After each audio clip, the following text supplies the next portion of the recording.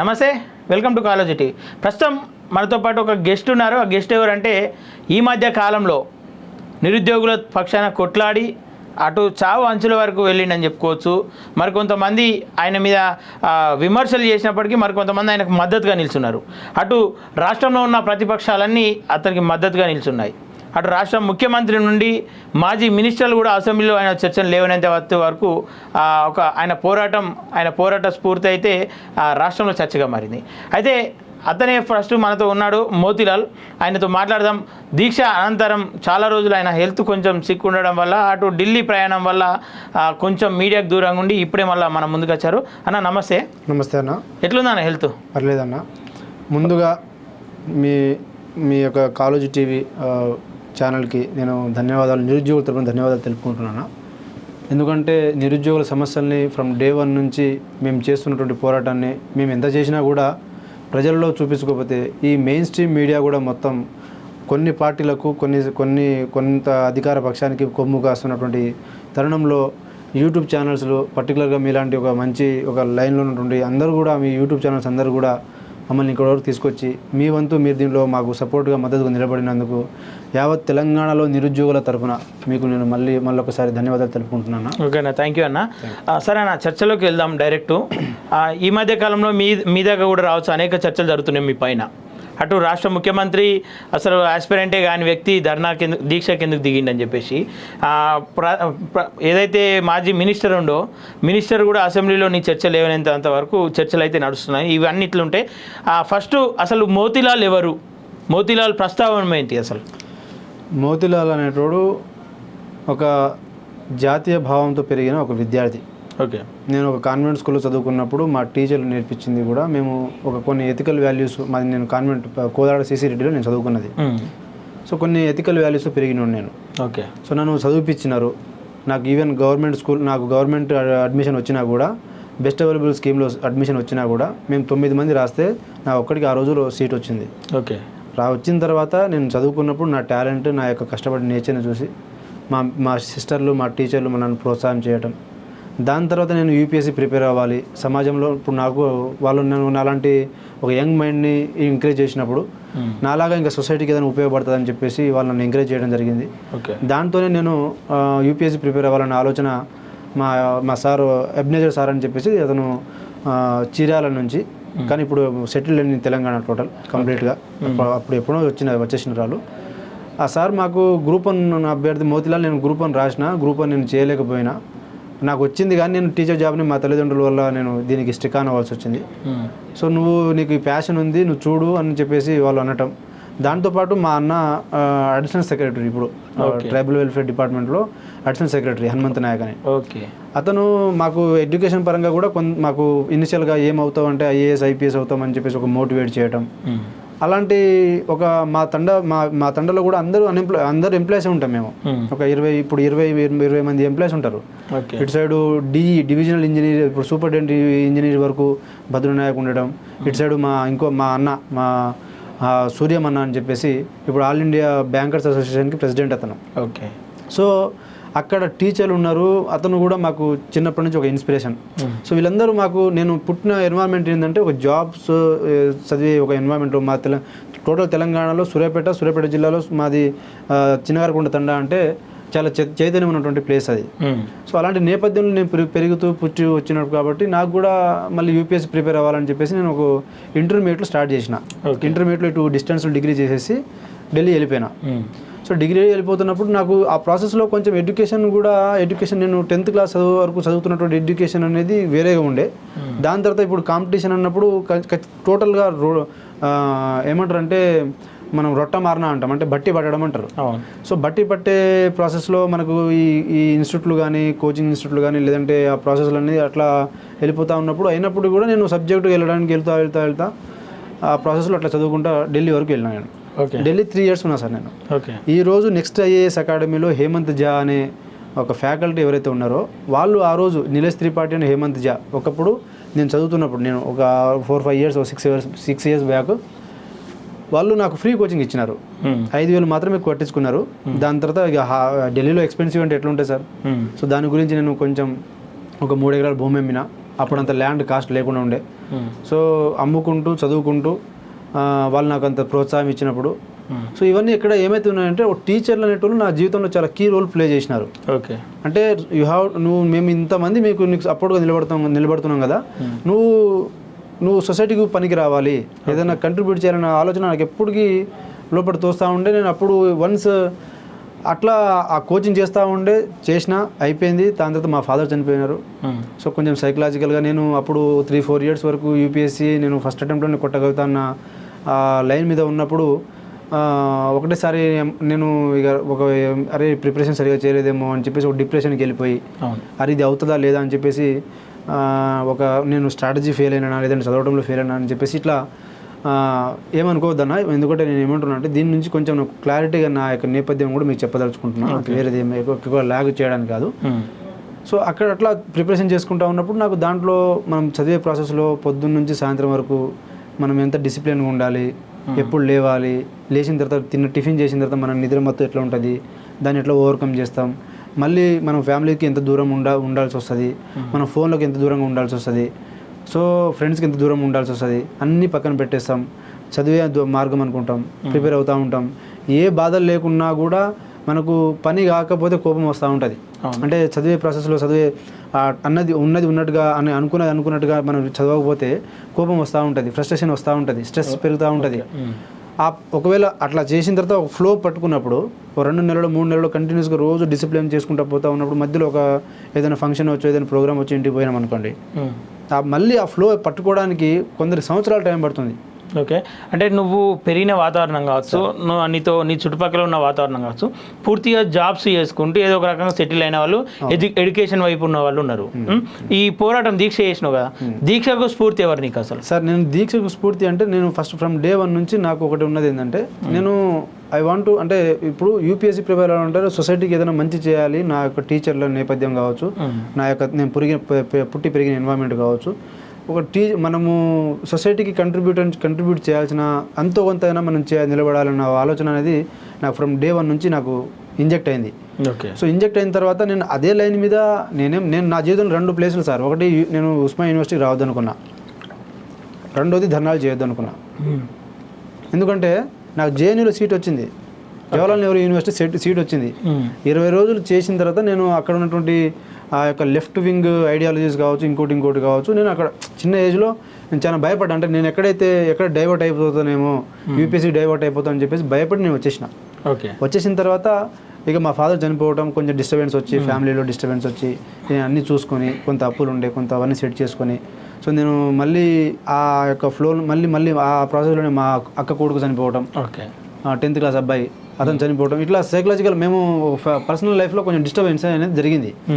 దాని నుంచి మళ్ళీ బయటకు వచ్చి మళ్ళీ యూనివర్సిటీలో ఎంఏ ఎకనామిక్స్ నిజాం కాలేజ్లో చేసి, జర్నలిజం అండ్ మాస్ కమ్యూనికేషన్ ఇప్పుడు నేను ఈరోజు ఉస్మానియా యూనివర్సిటీలో చేస్తున్నాను. ఓకేనా, ఎప్పుడైతే ఎంఏ ఎకనామిక్స్ చేస్తున్నానో అప్పటి నుంచి నాకు స్కూల్లో ఏదైతే క్వశ్చనింగ్ ఉందో అదే మైండ్ సెట్తో ఇటు చదువుకుంటూ, ఇటు ఎక్కడైతే చిన్న సమస్యలు ఉంటాయో ఆ సమస్యల మీద మేము మాట్లాడుకుంటూ హాస్టల్ నుంచి సమస్యలు మొదలు పెడితే అన్ని సమస్యలు, హాస్టల్, లైబ్రరీను, ఇక యూనివర్సిటీ యొక్క విద్యా విధానము, ఇట్లా ఏ అవకాశం వచ్చినా వాళ్ళతో మాట్లాడడం, ఆ యొక్క ప్రాసెస్లో ఉండటం. ఈ లాస్ట్కి ఏమైందంటే కేసీఆర్ గారి యొక్క పరిపాలనలో 10 సంవత్సరాల్లో ఈ లాస్ట్ 2 సంవత్సరాల్లో ఒక వ్యతిరేకత అనేది ఎక్కడ వచ్చిందంటే విద్యార్థులు, నిరుద్యోగుల నుంచి వచ్చింది. సో దానికి మనం మాట్లాడాలి, వీళ్ళకి నిలబడాలని చెప్పేసి నేను స్టార్ట్ చేసిన ఈ యొక్క ప్రాసెస్లో నా యొక్క క్రెడిబిలిటీ అనేది నేను ఎక్కడ కూడా దేని కూడా బెండ్ కాకుండా ఉన్నా కాబట్టి నాకు ఒక కాన్ఫిడెంట్ వచ్చి మాట్లాడుకుంటూ వెళ్ళిపోతా ఉన్నా.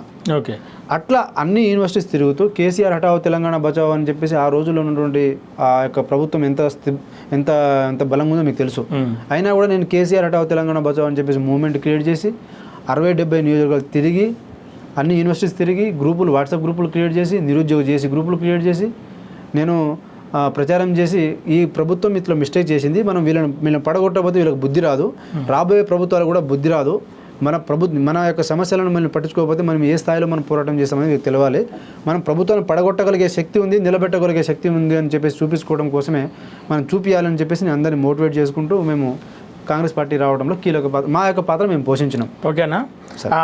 నీ అంటే ఇంటర్వ్యూలో నిన్ను ఇంటర్వ్యూ చేస్తా అన్న సమయంలో కావచ్చు, నువ్వు దీక్ష చేస్తున్న సమయంలో అనేక నీ మీద రూమర్స్ వచ్చినాయి, విమర్శలు ఉన్నాయి, ప్రతి విమర్శలు కూడా చేసారు, కొంతమంది విమర్శ చేసిన వాళ్ళు. అయితే నీకు ప్రధానంగా వచ్చిన దాంట్లో కొంతమంది పెట్టిన కామెంట్స్, మోతీలాల్ ఒక పిచ్చోడు, పేరు కోసం అనేక కథలు పడ్డాడు, అదే సమయంలో నిరుద్యోగులు దొరికారు, వాళ్ళని పట్టుకొని అంటే ఈ దీక్ష చేసిండని చెప్పేసి అంటారు. అంటే పిచ్చోళ్ళు అంటే ఎట్లా సార్? సమాజంలో నలుగురు బాగుండాలి, వాళ్ళ గురించి వాళ్ళకి ఏదైనా మనం మంచి చేయాలన్న ఆలోచన ఉన్న పిచ్చోళ్ళ, లేదంటే మేము సమాజంలో మార్చడానికి వచ్చినాం, నలుగురిని మేము బాగు చేయడానికి వచ్చినాం అని చెప్పేసి పై మాటలు చెప్పి వెనకాల మొత్తం రాజకీయం చేసి వెనకాల మొత్తం మీడియం వెనకాల మొత్తం మాఫియాలు చేసేటోళ్ళు వాళ్ళ పిచ్చోళ్ళ, నేను పిచ్చోడినా? Okay okay. అంటే ఇప్పుడు ఉస్మానియా యూనివర్సిటీ మొత్తం తెలంగాణ రావడంలో కీలక పాత్ర పోషించింది. అంటే యూనివర్సిటీలో ఉన్నటువంటి విద్యార్థి నాయకులందరూ ఒక పిచ్చోళ్ళైనా? యూనివర్సిటీ అనేది నేను అట్లాంటి ఎన్వైరన్మెంట్లో నాకు అట్లాంటి స్పిరిట్ నేర్పించింది. ఓకే, నువ్వు ఫేమస్ కావాలని అనేక సార్లు అనేక మందితో ఓయూలో కూడా చర్చించడం అని చెప్పేసి అంటారు సార్. నేను ఫేమస్ అవ్వడం అనేది నేనేమంటున్నా అంటే సార్, నేను పని చేసుకుంటూ పోతున్నాను. ఓకే, నేను పని చేసుకుంటూ పోతున్నాను, నిలబడాలన్న ఆలోచన ఉన్నాను. నేను ఒకసారి ఒక సమస్య మీద మనం నిలబడ్డామంటే మన శక్తి అనేది 1% కావచ్చు, కానీ మనం నిలబడాలి. ఆ సమస్య మీద నిలబడాలి, దాని మీద బెండ్ కావచ్చు. అది ఒకవేళ సక్సెస్ కాకుండా పర్లేదు. నువ్వు పోరాటం చేసే ప్రాసెస్లో నేను హాస్టల్లో యూనివర్సిటీలో ఉన్నటువంటి సమస్యలు పరిష్కారం కావాలని చెప్పేసి నేను ఫైట్ చేస్తున్నప్పుడు అన్ని సమస్యలు పరిష్కారం అయితే కావు. నా యొక్క శక్తిని బట్టి కొంతవరకు ఇంపాక్ట్ ఉంటుంది, అంతవరకు తప్పితే అవి ఫెయిల్ అయినా అవ్వకున్నా నువ్వు బెండ్ కాకుండా నిలబడటం అనేది ఇంపార్టెంట్. ఓకే, స్వయంగా తెలంగాణ రాష్ట్ర ముఖ్యమంత్రి అసలు మోతీలాల్ అనే వ్యక్తికి ఏం అవసరం నిరుద్యోగుల తరపున దీక్ష చేయాల్సింది? అసలు ఆయన ఆస్పిరెంటే కాదు సార్. నాకు ఎందుకు అవసరం అంటే, నేను ఒక రైతు బాధను నేను చూసి మాత్రమే నేను దాని ఆలోచన చేయగలను. ఒక అడుక్కునే వాళ్ళు అదే అడుక్కుంటున్నారని మాత్రమే నేను అది ఫీల్ అంటే ఆలోచన చేయగలను. కానీ అన్ఎంప్లాయ్మెంట్ ఇష్యూ అనేది, ఒక విద్యార్థి 3 ఎకరాల భూమి అమ్మినప్పుడు ఒక విలేజ్లో ఎంతమంది క్రిటిసిజం ఉంటుంది. అక్కడ నుంచి మనం ఒక ఊరికి ఢిల్లీ పోయి అక్కడ తిండి తిప్పలు తిని ఒక పూట దొరికితే ఇంకో పూట దొరకక, నేను చెప్తున్నా కదా సార్, 2 పూటలు తినేటువంటి, ఎందుకంటే నాకు అంత డబ్బు లేదు. ఓకే, అట్లా అక్కడ నుంచి అక్కడ నేను చూసి ఇన్ఫ్లుయెన్స్ అయ్యింది కాదు సార్. ఇది నేను అనుభవించిన 12 సంవత్సరాలు, ఆల్మోస్ట్ 2012 నుంచి అంటే ఇప్పుడు 2012 అంటే 2024 12 సంవత్సరాలు నేను ఈ ప్రాసెస్లో ఉన్నోడిని. ఓకే, ఈ ప్రాసెస్లో ఉన్నోడిని. ఈ యొక్క పెయిన్ అనేది చదివేటప్పుడు ఎలాంటి మూడ్ స్వింగ్స్ ఉంటుంది, లేదంటే మనము డబ్బు పరంగా ఎట్లాంటి మూడ్ స్వింగ్స్ మనకు పరిస్థితులు ఉంటుంది, భూమి అమ్ముదామన్నప్పుడు ఎట్లాంటి క్రిటిసిజం ఉంటుంది, భూమి అమ్మిన తర్వాత అమ్మేటప్పుడు నీకు రేట్ల గురించి ఒక రేట్ అనుకుంటే ఇంకో రేటు రానియకుండా ఉండేటోళ్ళు ఉంటారు. నీకు తీరా కొనడానికి ఒకడు వస్తే కొనడానికి ఒకరు వస్తే ఏమంటారంటే, మా పాలోళ్ళు మేము కొనాలి, మీరు ఇట్లా కొంటారని చెప్పేసి, ఇట్లా రకరకాల ఇవన్నీ జర్నీ చూసి వచ్చినాను సార్ నేను. ఓకే, ఇప్పుడు మా అమ్మ నాకు కొంతవరకు నేను ఒక సంవత్సరం పాటు నాకు నెలకు 7,000 రూపాయలు పంపించింది, చిన్న కిరాణంలో పెట్టుకొని. అవి ఎంత కష్టపడితే నాకు వస్తుంది. మా నాన్న లేరు, నాకు డబ్బులు రాదు ఒక సైడ్ నుంచి. మా అన్న వాళ్ళది సపరేట్ ఫ్యామిలీ, వాళ్ళ అమాయకులు, వాళ్ళ పిల్లల్ని చదివించుకోవడమే ఎక్కువ వాళ్ళు. అలాంటిది ఇప్పుడు నాకు ఎవరు అండగా నిలబడినప్పుడు, నాకు ఆ ప్రాసెస్ అనేది ఆ చదివే ప్రాసెస్లో నేను చదవాలనుకున్న ప్యాషన్ ఉన్నప్పుడు ఎవరు అండగా నిలబడినప్పుడు, భూములు అమ్ముకుంటా ఒక సైడ్ పోతా ఉన్నప్పుడు, ఇంకోటి సార్ ఇట్లాంటి పరిస్థితులు ఇప్పుడు ఇంకోరు ఉన్నారు, నాకు తెలిసిన వాళ్ళు ఉన్నారు. వాళ్ళు రోజు వాళ్ళది ఒక ఊరు ఉంటుంది, మిర్యాలగూడ లైబ్రరీకి వెళ్ళి రోజు 20 కిలోమీటర్లు అతను వాళ్ళ చెల్లె ఇద్దరు బండి వేసుకొని బాక్స్ కట్టుకొని పొద్దున పోతే సాయంత్రం వరకు వాళ్ళ చెల్లెకి మ్యారేజ్ అయిపోయి ఆ బాబు ఇంకో చోట ఉండి రోజు పోయి వర్షంలో రాళ్ళు బాగుండవు, రోడ్లు బాగుండవు, అయినా కూడా వాళ్ళ ఘాట్ రోడ్ ఉంటుంది 2-3 కిలోమీటర్లు, అక్కడ పోయి చదువుకొని మళ్ళీ వచ్చి వర్షం పడ్డా వాన వచ్చినా ఇంకోటి జరిగినా సరే ఇట్లా డిస్ట్రిక్ట్ లైబ్రరీలో చదివేటోళ్ళు వస్తున్నారు, వాళ్ళ టౌన్స్ నుంచి వచ్చి చదివేటోళ్ళు ఉన్నారు. పిల్లల పెళ్ళిళ్ళు అయినా కూడా వాళ్ళ పిల్లలకి పాలు ఇవ్వలేని పరిస్థితిలో, అంటే వాళ్ళని దూరం పెట్టి మిల్క్ ఆర్టిఫిషియల్ మిల్క్ అంటే పాలు ఇవ్వకుండా కూడా వచ్చి చదవాలి, ఎగ్జామ్ దగ్గర పడ్డది అని చెప్పేసి చదువుతున్న అభ్యర్థులు ఉన్నారు. పుస్తకాలు అమ్ముకొని పిల్లలు వాళ్ళ తమ్ముళ్ళకు చదివించిన చెల్లెలు అక్కలు ఉన్నారు. ఓకే. దాని తర్వాత భూములు అమ్ముకులు ఉన్నారు. అప్పులు తీసుకొచ్చి చదువుకొని ఇప్పుడు 1 లక్ష రూపాయలు అప్పు తీసుకొస్తే ఇన్ని రోజులు చదివితే ఈ అప్పుని తర్వాతనే కట్టుకోవచ్చు అని చెప్పేసి అనుకునే పరిస్థితులు ఉన్నారు. ఓకే. మరి మోతీలాల్ ఆస్పిరెంటా కాదా సార్? మరి ఇలాంటి నేపథ్యంలో నేను చదువుకున్నోడిని, నేను ఈ ప్రాసెస్లో ఉన్నోడిని, నేను యాస్పిరెంట్గా ఉన్నప్పుడు నేను యాస్పిరెంట్ కాకపోతే నేను ఇక్కడ ఇంత పెయిన్ దీన్ని ఎందుకు ఇంత పికప్ ఇంత ఫీల్ అయ్యి నేను చేస్తాను సార్. నేను కానీ ఒక రాష్ట్ర ముఖ్యమంత్రి దగ్గర ఏ ఇన్ఫర్మేషన్ లేనిదే మాట్లాడినా మరి అట్లా సార్ ఇప్పుడు ఇన్ఫర్మేషన్ లేనిది మరి నేను ఏ ఇన్ఫర్మేషన్ లేనిది ఎగ్జామ్ అయితే రాయనుగా. అవును. నేను 4 పేపర్లు రాసిన, 4 పేపర్లు నేను అప్లై చేసిన. దాంట్లో గ్రూప్ 1 గ్రూప్ 4 రెండిట్లో ఇన్విజిలేటర్ సిగ్నేచర్ అయితే చేయరుగా, అంటే ఎగ్జామ్ రాయకపోతే చేయరు సార్. నేను గ్రూప్ 1 2 సార్లు 3 సార్లు రాసిన. ఇప్పుడు నేను 2012 నుంచి వచ్చినటువంటి డిగ్రీ పాస్ అయిన తర్వాత 2017లో నేను డిగ్రీ పాస్ అయినా. అప్పటి నుంచి నేను ఎన్ని ఎగ్జామ్స్ పడితే అన్ని ఎగ్జామ్స్ అప్లై చేస్తూనే ఉన్నా. నా యొక్క రికార్డు తీసుకోండి. ఓకే. మరి సీరియస్ ఆస్పిరెంట్ కాకపోతే ఉద్యోగాలు కావద్దనుకుంటే మరి ఎందుకు అప్లై చేస్తా ఇవన్నీ? రాష్ట్ర ముఖ్యమంత్రి అట్లా మాట్లాడడం ఎట్లా చూస్తావు? నేను అది చాలా బాధ అనిపించింది సార్ నాకు. అప్పటి వరకు నా వెనకాల వాళ్ళు ఉన్నారు వీళ్ళు ఉన్నారంటే ఓకే ఫైన్. ఇప్పుడు మ్యాటర్ డైవర్ట్ చేయడానికి మీరు ఇట్లా మాట్లాడుతున్నారు. బట్ నా క్యారెక్టర్ అసాసినేషన్ చేయడానికి మీరెవరు? ఓకే. మీరు నీకు తెలిసినంత మాత్రం మీరు నా గురించి ఇష్టం వచ్చినట్టు మాట్లాడడానికి మీరు ఎవరు అసలు? మీరు ఎట్లా మాట్లాడతారు? ఓకే. ఎట్లా మాట్లాడతారండి? నా క్యారెక్టర్ అసాసినేషన్ చేయడానికి మీరెవరు అసలు? అంటే నేను 2012 నుంచి ఇక్కడ వచ్చిన పిచ్చోడా నేను? 3 ఎకరాల భూమి అమ్మిన పిచ్చోడా నేను? ఇన్నిసార్లు ఇన్ని గ్రూప్ 1లు గ్రూప్ 2లు యూపీఎస్సీలు అన్ని అప్లై చేసుకుంటూ వచ్చిన పిచ్చోడా నేనేమన్నా? వాళ్ళకి సోయి ఉండొద్దా వాళ్ళకి? ఓకే. ఇప్పుడు మోతీలాల్ అనేటోడు అసలు ఏమి ఎగ్జామ్ రాయలేదు అప్లై చేసుకున్నప్పుడు, మరి నెక్స్ట్ డే నేను గ్రూప్ 1 రాసిన పేపర్ పెట్టినా, దాని సిగ్నేచర్ పెట్టినా, సిగ్నేచర్ ఉన్నటువంటి హాల్ టికెట్ పెట్టినా, గ్రూప్ 4 పెట్టినా, గ్రూప్ 2 గ్రూప్ 3 ఎగ్జామ్ కండక్ట్ చేయలేదు. ఏది ఇప్పుడు ఈ గవర్నమెంట్లో ఇంతకుముందు ఉన్నటువంటి అన్ని ఇంతకుముందు గ్రూప్ 2 నేను రాసినప్పుడు ఎక్కడ నాకు మా మేడ్చల్లో పడ్డది. ఏది 1033 1300 పోస్టులు, అప్పుడు 1200 పోస్టులు పడ్డది. ఏది గ్రూప్ 2. అవన్నీ రాసుకుంటూ వస్తున్నాను నేను. ఓకే. నేను కాకపోతే నేను మేజర్గా ఫోకస్ చేసింది ఏంటంటే I was more focused on UPSC. కొడితే యూపీఎస్సీ కొట్టాలి, చదవాలి, చేయాలి. నాకు మ్యాథ్స్ సరిగా రాదు. కొందరు అంటున్నారు గ్రూప్ 4లో నీకు ఈ ర్యాంక్ ఎట్లా వచ్చిందంటే, గ్రూప్ 4 ఎట్లా ఉంటుంది వీళ్ళు పేపర్ ప్యాటర్న్ సగం మ్యాథ్స్ ఉంటుంది, సగం తెలంగాణ ఉంటుంది. తెలంగాణ యొక్క సబ్జెక్ట్ ఎట్లా ఉంటుందండి? ఫ్యాక్ట్స్ బేస్డ్గా ఉంటుంది. నేను ఫ్యాక్ట్ నేను ఎక్కువ ప్రిపేర్ అవ్వాలని అని చెప్పేసి అప్లై చేసినాం, చదివినాం. కానీ నేనేమంటున్నా అంటే సార్, మనకు యూపీఎస్సీ ప్యాటర్న్ వేరు ఉంటుంది, గ్రూప్ 1 ప్యాటర్న్ వేరు ఉంటుంది, గ్రూప్ 2 ప్యాటర్న్ వేరు ఉంటుంది, గ్రూప్ 4 ప్యాటర్న్ వేరు ఉంటుంది. మరి వార్డు నెంబర్ అయినోడు ముఖ్యమంత్రి ఎందుకు కాలేదంటే, ముఖ్యమంత్రి అయినోడు వార్డు నెంబర్ ఎందుకు కాలేదంటే? సో సార్ ఇప్పుడు వీళ్ళు నాకు మ్యాథ్స్ రాదు సార్. నాకు మ్యాథ్స్ కొంతవరకు నాకు ఇప్పుడు నేను చూసింది ఏంది, నాకు బట్టి పట్టడం అనేది ఇబ్బంది అవుతుంది. నాకు మ్యాథ్స్ రాదు. సో నేను ఏం చేయగలను? చేస్తే గ్రూప్ 1 చేయగలను, లేదంటే యూపీఎస్సీ చేయగలను. ఇప్పుడు టు సమ్ ఎక్స్టెంట్ ఇప్పుడు గ్రూప్ 2 అనేది చేయగలుగుతాము. ఎందుకంటే ఇప్పుడు ఇది కూడా దీని ప్యాటర్న్ మారుతూ వస్తూ ఉన్నది. సో నా యొక్క కెపాసిటీ, వీక్నెసెస్ అండ్ స్ట్రెంత్ని బట్టి నేను పోతూ ఉంటాను. కానీ ఒకటి చెప్పగా నేను పంచాయత్ సెక్రటరీ కాలేనుగా. ఓకే. సరే, నిజంగా మోతీలాల్ ఆస్పిరెంటే నిజంగా నిరుద్యోగుల తరపునే ఓట్లాడుతుండు. మరి బల్మూరి వెంకట వచ్చి చర్చిస్తే ఆస్పిరెంట్ కాదని నేను సబ్జెక్ట్ చెప్తాను సార్. ఇప్పుడు నేను డాక్టర్, నేను సమ్మర్ సొలిసిటర్ అంటే తెలుసా వీళ్ళకు, వింటర్ సొలిసిటర్ అంటే తెలుసా వీళ్ళకు? ఓకే. వీళ్ళకు డాక్టర్ ఆఫ్ డబుల్ జియోపార్టీ అంటే తెలుసా వీళ్ళకు?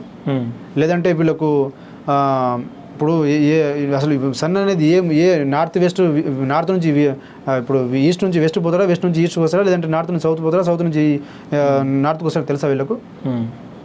ఇప్పుడు 1862 యాక్ట్ నుంచి 1935 వరకు ఈ యాక్ట్లన్నీ ఒక 1947 యాక్ట్ తర్వాత మనకు ఈ రోజు వచ్చినటువంటి కాన్స్టిట్యూషన్లో ఇవన్నీ ఒక మేజర్ 1862 యాక్ట్ ఉన్నది, 1892 యాక్ట్ ఉన్నది, 1905 యాక్ట్ ఉన్నది, మనకు 1927 మనకు 1935 యాక్ట్ ఉన్నది.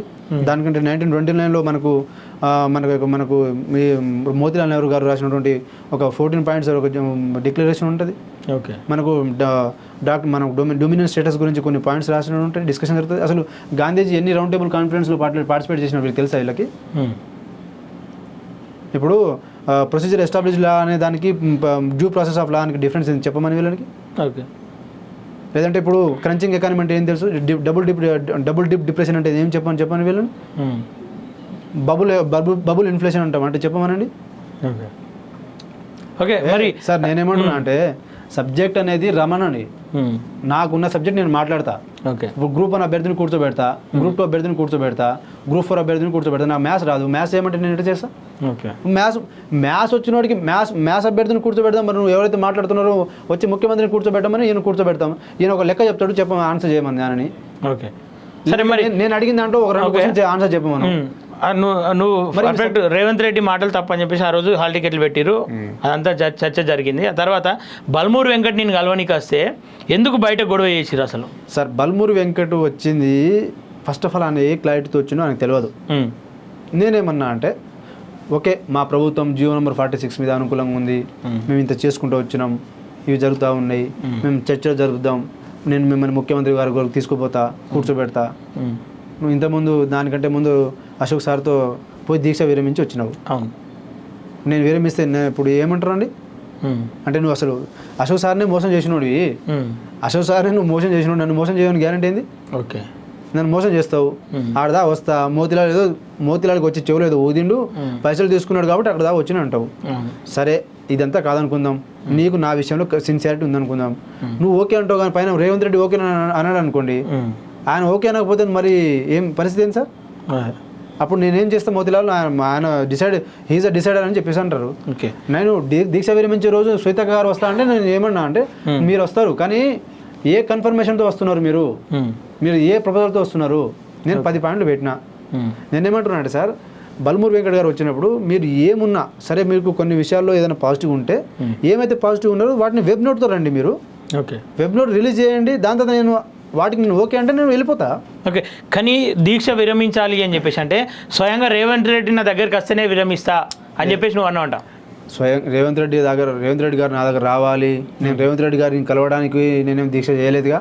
ఓకే, రేవంత్ రెడ్డి గారిని కలవడానికి నేనేం దీక్ష చేయలేదు కదా.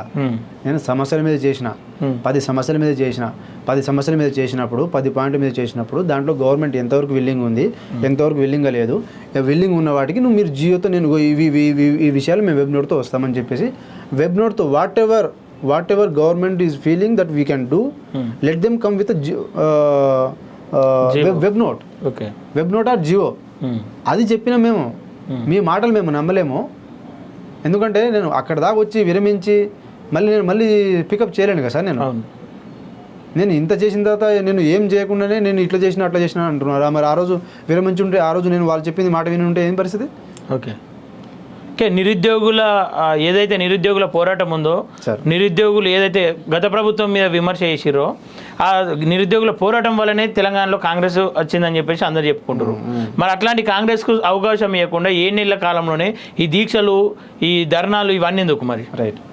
సరే, ఒకటి 28 రాష్ట్రాలలో ఏ రాష్ట్రం కూడా వాళ్ళు ఎలక్షన్లో వచ్చినప్పుడు, ఇప్పుడు ఏదైతే ప్రభుత్వాలు ఉన్నాయో, అది బీజేపీ కావచ్చు, కాంగ్రెస్ కావచ్చు, ఇంకా వేరే లోకల్ గవర్నమెంట్స్ ఏదైనా ప్రాంతీయ పార్టీ ఏదైనా కావచ్చు, వాళ్ళు ఎక్కడ కూడా మేము 2 లక్షల ఉద్యోగాలు ఇస్తాము అంటే ఎంప్లాయ్మెంట్ మాత్రమే ఒక మెయిన్ ఎజెండాగా తీసుకొని దానికి మేము ఇది ఇస్తాము, ఈ యొక్క వాగ్దానం మీద ఎలక్షన్ మేనిఫెస్టో ఇది పెట్టి దీన్ని స్ట్రెస్ చేసి వచ్చిన ప్రభుత్వాలు ఏమైనా ఉన్నాయా తెలంగాణలో? టోటల్ ఇండియాలో 28 రాష్ట్రాలు ఈవెన్ నేషనల్ గవర్నమెంట్ ఏమైనా ఉన్నాయా? లేవు కదా. లేనప్పుడు తెలంగాణ యొక్క నేపథ్యం అర్థం చేసుకోవాలి. తెలంగాణ వస్తే నీళ్లు నిధులు అని చెప్పేసి నియామకాలు 3 అన్నారు. ఆ 10 సంవత్సరాల్లో అందరు టైం ఇచ్చినారు, ప్రభుత్వం ఎంతవరకు చేస్తుంది, ఏం చేస్తుంది అన్నప్పుడు. ఒక్క అన్ఎంప్లాయ్మెంట్ విషయం కాకుండా మిగతా విషయాల్లో చేసింది. ఇంకా ఎక్స్ప్లాయిటేషన్ ఆఫ్ న్యాచురల్ రిసోర్సెస్ అనేది ఏ పొలిటికల్ పార్టీ అయినా వస్తూనే ఉన్నది. అది ఫ్రమ్ చంద్రబాబు నాయుడు గారి నుంచి మొదలు పెడితే ఇప్పటి వరకు చేస్తూనే ఉన్నారు. ఇది చంద్రబాబు నాయుడు గారు చేసినారు, మన రాజశేఖర రెడ్డి గారు చేసినారు. దాని తర్వాత ఎవరు ఏ రాజకీయ నాయకులు వచ్చినా కూడా వాళ్ళు సంపాదించుకొని పోతూనే ఉంటారు, అప్పులు చేసి పోతూనే ఉంటారు, అప్పు పెరుగుతూనే ఉన్నది. ఈ 10 సంవత్సరాల్లో అన్ఎంప్లాయ్మెంట్ ఇష్యూని మాత్రం పట్టించుకోలేదు. తెలంగాణ అనేదే ఒక ఎంప్లాయ్మెంట్, విద్యార్థి నిరుద్యోగి అనేటోడు 1969 మూమెంట్ నుంచి ఇప్పటి వరకు అన్ని సెక్షన్స్ ఆఫ్ పీపుల్కి కొట్లాడుతూ వాళ్ళ గురించి వాళ్ళు కొట్లాడినటువంటి నేపథ్యం అనేది. ఇది ఇక్కడ ఏ రాష్ట్రంలో కూడా ఇట్లా ఆవిర్భావం కాలేదు, ఏ రాష్ట్రం కూడా అట్లా ఏర్పాటు కాలేదు. వాళ్ళలో నిరుద్యోగులు అనేటువంటి ఏ రాష్ట్రంలో కూడా కీలక పాత్ర పోషించలేదు. తెలంగాణలో జరిగింది. జరిగిన తర్వాత ఇదే నిరుద్యోగులకు మరి నువ్వు రైతులకు నీళ్ళు వస్తున్నాయి, కరెంట్ వస్తుంది, రోడ్లు లేని రోడ్లు వచ్చినాయి, మరి అన్ని ఇన్ఫ్రాస్ట్రక్చర్ డెవలప్ అవుతున్నప్పుడు మరి నిరుద్యోగులు జాబులు రావాలిగా. అందరి కోసం కొట్లాడినోడికి మరి దిక్కు లేకపోతే రోడ్డు మీద పోయి అడుకోనా సార్? కాదు కదా. మరి అట్లా అయినప్పుడు నేను ఆ నేపథ్యం అర్థం చేసుకున్నా కాబట్టి దానికి మరి వీళ్ళకి జరగాల్సిన న్యాయం జరగాలిగా. జరగలేదు కాబట్టి మేము మీకు ఎంప్లాయ్మెంట్ మీరు ఇవ్వడంలో ఫెయిల్ అయినారు కాబట్టి మేము కేసీఆర్ హఠావ్ తెలంగాణ బచావ్ అని చెప్పినాం. ఓకే, మరి అట్లాంటి ప్రభుత్వానికి చేసిన తర్వాత కాంగ్రెస్ ప్రభుత్వం వచ్చింది. ఓకే, వాళ్ళు ఏమన్నారు సార్? మేము గ్రూప్ 2 2000 పోస్టులు మేము అడిగినామా? గ్రూప్ 3 2000 3000 పోస్టులు మేము అడిగినామా?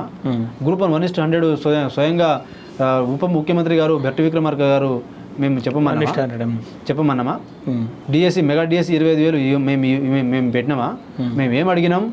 గత ప్రభుత్వం ఎగ్జామ్ పెడుతున్నారు, వాళ్ళు పేపర్ లీక్ చేస్తున్నారు, ఆ ఎగ్జామ్ కండక్ట్ చేయడంలో ఫెయిల్ అయిపోయింది, ఎంప్లాయ్మెంట్ జనరేట్ చేయడంలో ఫెయిల్ అయిపోయింది,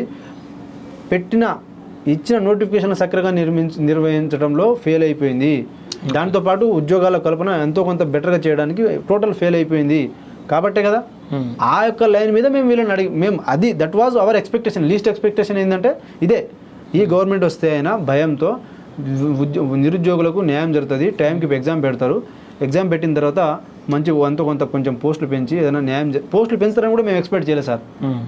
మరి వీళ్ళు అన్నప్పుడు మేనిఫెస్టో వీళ్ళు పెట్టినప్పుడు మాకు ఆశ కలిగిందిగా, అరే మాకు ఇంతమంది ఒక 30,000 గ్రూప్ 2 గ్రూప్ 3 పోస్టులు పెరుగుతున్నాయి, గ్రూప్ 1 1:100 అవుతుంది, మాకు అందరికి ఉద్యోగాలు వస్తాయని కదా ఆశపడి కదా మేము అందరినీ మేము ఇంటికి పోయి ఊర్లలో పోయి ప్రచారం చేసి ఈ ప్రభుత్వాన్ని స్థాపించుకున్నది, నిర్మించుకున్నది. మరి ఏర్పాటు చేసుకున్నప్పుడు మరి వీళ్ళు చెప్పిన దాని ప్రకారమే సార్. మేము 6 నెలలు చేసినాం, వీళ్ళు వచ్చిన ఫస్ట్ నెలలోనే చేస్తా అన్నారు సార్. వీళ్ళు 1వ నెల కాకముందే ముందులు అరిస్తేనే తప్పు మాది. నెల రోజులు కాకముందులో ఎందుకు ఎంప్లాయ్మెంట్ గురించి మాట్లాడుతున్నారా అంటే తప్పు. నెల రోజులు అయిపోయింది, ఇంకో నెల రోజులే అయిపోయింది కదా, ఇంకో నెలలో 1 నెల అప్పుడే 2 నెలలు ఎందుకు మూవ్మెంట్ చేసినాం అంటే తప్పు. నెల అయిపోయింది, ఎమ్మెల్సీ ఎలక్షన్స్ అయిపోయింది, ఎంపీ ఎలక్షన్స్ అయిపోయింది, పిల్లలు వచ్చినారు, మీకు ఎలక్షన్ కోడ్ వచ్చింది, అది అయిపోయింది, పిల్లలు వచ్చినారు, మిమ్మల్ని కన్సల్ట్ అయినారు, రిప్రజెంటేషన్ ఇచ్చినారు. వాళ్ళ యొక్క మళ్ళీ యాంగర్ చూపించుకోవడం కోసం 2,000 మందితో చిన్నపాటి మీటింగ్ పెట్టుకున్నారు, ఇందిరా పార్క్ దగ్గర పెట్టుకున్నారు. మరి అక్కడైనా మీకు అది ఎప్పుడు జరిగింది సార్? 6 నెలల తర్వాత జరిగిందా, ముందు జరిగిందా? 6 నెలల తర్వాత. మరి అది ఎట్లా how can you say it is too early? 4 నెలల కాలం ఎలక్షన్ కోడ్లోనే సార్. మేము ఎజిటేషన్ చేసినాం అనుకోండి, సరే మీరు అన్నట్టుగా 6 నెలలు అయిపోయింది కదా, 6 నెలల తర్వాత మేము చేసినాం కదా, మా బాధ ఏంది మీరు ప్రభుత్వం పట్టించుకోవాలని మేము చేసినాం, మేము నిరసన చేసినాం, ర్యాలీలు చేసినాం, దీక్షలు చేసినాం. మరి దాని తర్వాత 10 రోజులు 2 రోజులు గంట సేపు కూర్చొని అసలు వీళ్ళది ఏంది, వీళ్ళకి ఏం చేయగలుగుతామని చెప్పేసి కూర్చొని చేయాలిగా సార్. ఏం చేసింది సార్ మీరు చెప్పండి? 6 నెలల్లో 6,060 పోస్టులు ఇచ్చింది సార్. దానికి 33,000 ఉద్యోగాలు మేము ఇచ్చినామని చెప్పి 31,000 ఉద్యోగాలకు నోటిఫికేషన్ ఎక్కడ ఇచ్చినారు సార్? ఏ సెంటర్లో ఎగ్జామ్ పెట్టినారు?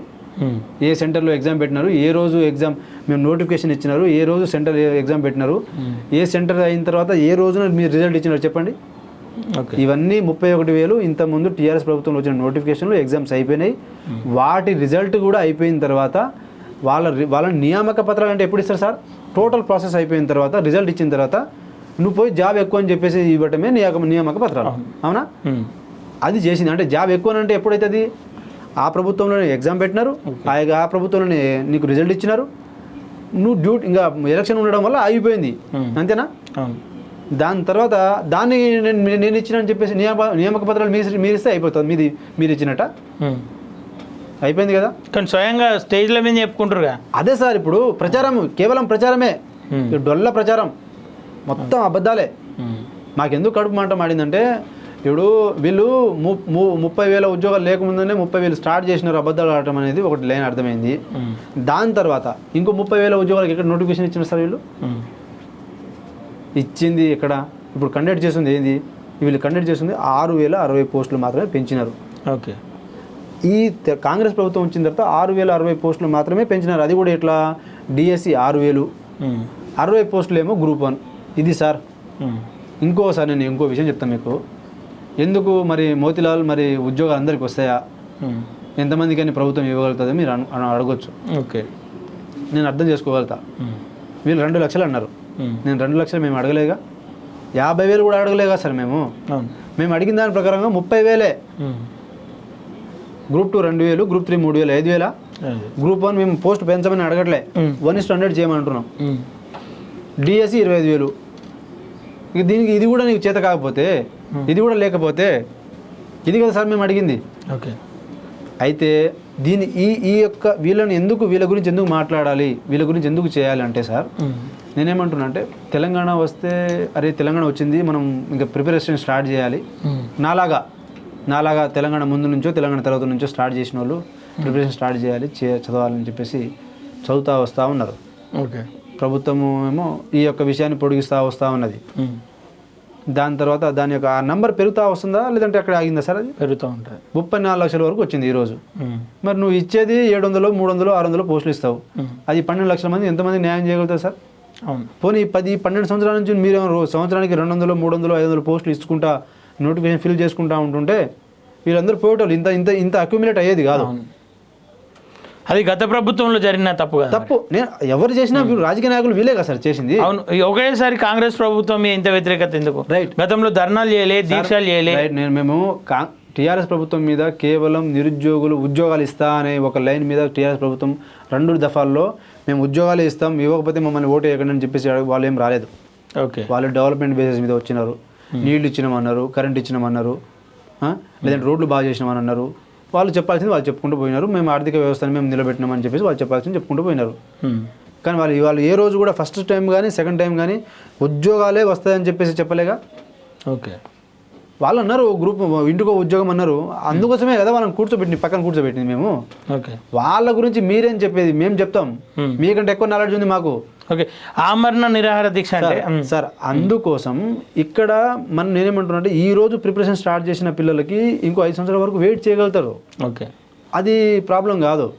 దానికి జాబ్ క్యాలెండర్ అనేది సూటబుల్ సొల్యూషనే. ఎందుకంటే సంవత్సరం అయ్యే కొద్దీ వాళ్ళకు సొల్యూషన్ వస్తూ ఉంటుంది. వాళ్ళు ప్రిపేర్ అవుతూ ఉంటారు, వెళ్ళిపోతూ ఉంటారు. కానీ 12 సంవత్సరాల నుంచి నోటిఫికేషన్స్ లేవు, అక్యుములేట్ అవుతుంది. అది ఏ ప్రభుత్వమైనా కావచ్చు. పర్టికులర్గా మేము కాంగ్రెస్ ప్రభుత్వం ఎందుకు స్ట్రెస్ చేసినామంటే ఎట్లాగో ఆ ప్రభుత్వం 10 సంవత్సరాల నుంచి ఏం చేయలేదు. 10 సంవత్సరాల్లో జరగాల్సిన న్యాయం మీరు ఈ సంవత్సరం మీరు ఈ ప్రభుత్వంలో మీరు చేస్తా అంటే మేము మిమ్మల్ని నమ్ముతాం. మరి మేము ఎందుకు సార్ ఆ రోజు బీజేపీ పార్టీకి సపోర్ట్ చేయొద్దు? ఓకే. కాంగ్రెస్ పార్టీకి ఎందుకు సపోర్ట్ చేయాలి? ఎలక్షన్స్ కంటే ముందు మూడు నెలల ముందులో కాంగ్రెస్ పార్టీ ఏ స్థాయిలో ఉంది?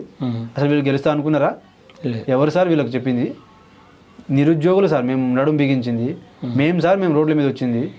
మేము చెప్పినాం, మేము ప్రచారం చేసినాం. మనం అన్ని 3 పార్టీలు 4 పార్టీలు ఓటేస్తే ఓట్లు డివైడ్ అవుతుంది, మళ్ళీ టీఆర్ఎస్ఏ వస్తుంది. అది జరగకుండా ఉండాలంటే ఖచ్చితంగా కాంగ్రెస్ పార్టీని గెలిపించాలి. అంటే ఒకటే పార్టీని గెలిపించాలి. ఆ ఒకటే పార్టీ అనేది ప్రజల్లో కూడా అంత కొంత సానుభూతి ఉంది ఉన్న పార్టీ ఏంటంటే ప్రజలు ఏమైనా అనుకుంటున్నారంటే ఆ పార్టీ ఇప్పుడు కాంగ్రెస్ పార్టీ అనుకుంటున్నారు, కాంగ్రెస్ పార్టీని గెలిపిద్దామని చెప్పేసి మేము నడువు బిగించినామండి. మేము ఆ రోజు బీజేపీ పార్టీ సపోర్ట్ చేయలేకనా? ఓకే. సో అట్లా మేము చెప్పినప్పుడు ఇక్కడ నేను అదే చెప్తున్నా సార్, ఇక్కడ వీళ్ళు అక్యుములేట్ అవుతూ ఉన్నారు కాబట్టి వీళ్ళను ఫస్ట్ ఎగ్జామ్ పెట్టి వీళ్ళని ఫస్ట్ పంపించాల్సిన బాధ్యత ఉంది. లేదంటే వీళ్ళు అట్లే ఇప్పుడు అంతా 32-33 సంవత్సరాల వయసుకు వచ్చినాం సార్. జాబ్ క్యాలెండర్ అంటున్నారు. 10 సంవత్సరాల నుంచి చేసుకుంటూ వస్తున్నాం. ఇప్పుడు సడన్గా మళ్ళీ జాబ్ క్యాలెండర్ అంటే ఇప్పుడు ఏం సార్? జాబ్ క్యాలెండర్ ఒక లైన్ చెప్తాం మీకు, వినండి. 2025 మార్చి 31కి ఖాళీల సంఖ్య వస్తుందంట వీళ్ళకి. ఓకే. 2025 జూన్ 2కి నోటిఫికేషన్ ఇస్తారు. 2025 డిసెంబర్ 9కి నియామక పత్రాలు ఇస్తారు. అంటే ఇక్కడ నుంచి 16 నెలలు. ఇప్పుడు దాకా 6 సంవత్సరాల నుంచి 5 సంవత్సరాల నుంచి 7 సంవత్సరాలు చదువుతున్నాడు. మళ్ళీ ఇంకో 16 నెలలు పైసలు ఎక్కడి నుంచి తీసుకొస్తాడు? ఎట్లా చదువుతాడు? ఒకవేళ పైసలు ఉన్నా కూడా ఎన్నిసార్లు చదివి ఉన్నాడు మళ్ళీ చదవాలంటే ఎట్లా చదువుతారు సార్? ఓకే. సరే, ఇప్పుడు ఇవి చేయకుండా ఫస్ట్ ఈ 30,000 ఉద్యోగాలు ఇక్కడ ఇవ్వండి. ఇస్తే వీళ్ళందరూ వెళ్ళిపోతారు. వెళ్ళిపోయిన తర్వాత మీరు జాబ్ క్యాలెండర్ అనుకుంటారా, ఇంకోటి అనుకుంటారా? మేము అన్ఎంప్లాయ్మెంట్ జాబుల గురించి మేము ఒక్క మాట కూడా మేము ఇక్కడ అడగం సార్. ఓకే. మాకు అవసరం కూడా లేదు. సరే, ఆమరణ నిరాహార దీక్ష అంటే ఏంటి సార్? ఆమరణ నిరాహార దీక్ష అంటే ఫాస్ట్ ఆన్ టు డెత్, అంటే సమస్య పరిష్కారం అయ్యే వరకు నేను చావడమైనా ఉండాలి, లేదంటే సొల్యూషన్ అయినా రావాలనేది చేస్తారు ఎవరైనా. ఓకే. మరి సొల్యూషన్ రాకముందుకే మోతీలాల్ ఎందుకు దీక్ష విరమించిండు? Right sir. అయితే వాస్తవంగా 9 రోజులు చేసినప్పుడు 8వ రోజు నాకు ఇవి ఏదైతే నరాలు ఏవైతే ఉన్నాయో అవి డ్యామేజ్ అయిపోయినాయి. సెలైన్స్ ఎక్కట్లేవు నాకు. ఒకటి. రెండోది నా దగ్గర ఫోన్ తీసుకుపోయినారు. మూడోది నా సెరాటిన్ లెవెల్స్ 1.6 నుంచి 1.8కి వెళ్ళిపోయింది. డాక్టర్లు హెచ్చరిక చేసినారు. పోలీసు వాళ్ళు కూడా నీ హెల్త్ ఖరాబ్ అవుతుంది, పోలీసు వాళ్ళు కూడా కొంత ప్యానిక్ అనేది జరిగింది. సో అక్కడ ఎవరో వస్తున్నారు, నన్ను అక్కడ తీసుకుపోతా అంటున్నారు, ఇక్కడ తీసుకుపోతా అంటున్నారు. ప్యానిక్గా అవుతా ఉన్నది. మా బ్రదర్ని పిలిపించినారు, అతను ఏదో బలవంతంగా సదంగా చేయించడానికి ప్రయత్నం చేసినారు. అక్కడ నాకు వచ్చిన ఇన్ఫర్మేషన్ కూడా ఏంటంటే నన్ను చండీగఢ్కి తీసుకుపోవాలనేది వాళ్ళ యొక్క లైన్. ఓకే, ఏముంది సార్ ఇప్పుడు డాక్టర్ల ద్వారా ఏముంటుంది, డాక్టర్ల ద్వారానే ఆయనకు ఇంతమంది ఎన్నో రోగాలు ఉన్నాయి, పోతా ఉన్నాడు, చచ్చిపోయిండు, రిపోర్ట్ ఇప్పిస్తారు. ఏముంటుంది సార్ ఎంతసేపు? ఓకే. సో నేనేమంటున్నా అంటే అప్పుడు దాకా నాకు ఫోన్ నా ఫోన్ తీసుకుపోవడానికి వీళ్ళకి రైట్ ఏముంది సార్ అసలు? ఓకే, నా నా ప్రైవసీని వీళ్ళు ఎట్లా ఇది చేస్తారు? దీని మీద కూడా నేను ఫైల్ చేస్తాను కేసు. ఓకే, నా క్యారెక్టర్ మీద నేను ఎగ్జామే రాయలేదన్నారు స్వయంగా ముఖ్యమంత్రి గారు. నన్ను కులాన్ని అవమానపరిచినారు. ఓకే, 3 ఫ్యాక్టర్స్ మీద నేను ఖచ్చితంగా నా యొక్క ఫోన్ తీసుకుపోవడానికి వీళ్ళెవరు, నా ఫోన్ నా దగ్గర నుంచి తీసుకోవడానికి వీళ్ళెవరు, నా క్యారెక్టర్ని అసాసినేషన్ చేయడానికి వీళ్ళెవరు, ఓకే, నా కులాన్ని దూషించడానికి వీళ్ళెవరు. ఓకే. నేను ఈ 3 ఫ్యాక్టర్స్ మీద నేను అతని మీద పరువు నష్టం దావా ఖచ్చితంగా వేయబోతున్నా. ఖచ్చితంగా వేస్తా, డౌట్ లేదు. అయితే సార్ మీరు అన్నారు మరి చావు వరకు పోతా అన్నాడు, ఎందుకు వచ్చినవరా అని అంటే, నేను 9వ రోజు ఉన్నటువంటి పరిస్థితి, ఆ రోజు అప్పుడు దాకా లీడర్లు అందరూ వస్తూ ఉన్నారు. వచ్చిన వాళ్ళు ఇప్పుడు టీఆర్ఎస్ పార్టీలో హరీష్ రావు గారు ఒక స్థాయిలో ఉన్న నాయకులు వచ్చి వెళ్ళిపోయినారు. రాజేంద్ర అన్న మన బీజేపీ పార్టీలో ఉన్నవాళ్ళు వచ్చి వెళ్ళిపోయినారు. ఇక 2 పెద్ద పార్టీల తర్వాత అంత పెద్ద నాయకులు వచ్చిన తర్వాత ఇంకెవరు రావాలి, ఇంకెవరు వస్తారు? ఫోన్ ఏం తీసుకుపోయినారు, బయట మూమెంట్ ఎట్లా జరుగుతుందో తెలియదు నాకు. సైకలాజికల్ నేను బెడ్ మీద ఒక్కడనే ఉండాలి, ఫోన్ లేదు, నాకు ఓపిక లేదు, ఏం జరుగుతుంది, ఎవరితో మాట్లాడాలంటే ఎవరైనా ఒపీనియన్ తీసుకుందామంటే నా దగ్గర ఫోన్ లేదు సార్. ఎవరైనా కనీసం ఎట్లా ఉంది మూమెంట్, చేయాలన్నా వద్దా, ఇంకా కంటిన్యూ చేయాలన్నా, ఏం చేయాలని చెప్పేసి అడుగుదామంటే నా దగ్గర ఫోన్ ఇవ్వలేదు నాకు.